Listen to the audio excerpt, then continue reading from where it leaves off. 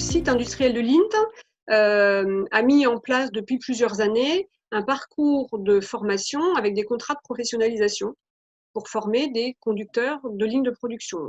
Et du coup, Lint a répondu positivement quand il a été proposé la formation distancielle. Et donc, ça permettait aussi, ce distanciel, de garder le rythme et l'alternance sans bouleverser non plus des plannings de production.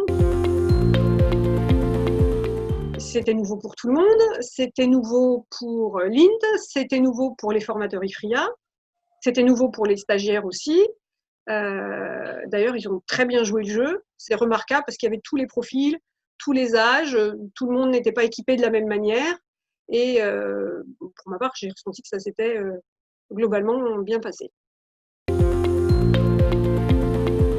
On a pu l'éprouver dans des formations complètement différentes, aussi bien avec un public en formation continue au sein des entreprises qu'en formation initiale, puisque l'IFRIA intervient sur des apprentissages qui vont du bac pro, pilote de ligne de production par exemple, en passant par le BTS des sciences et technologies de l'alimentation, des licences et voire même des ingénieurs. En fait, on n'a pas vu de différence ou de difficulté à s'adapter, quel que soit le niveau du public et la variété des diplômes préparés, par exemple.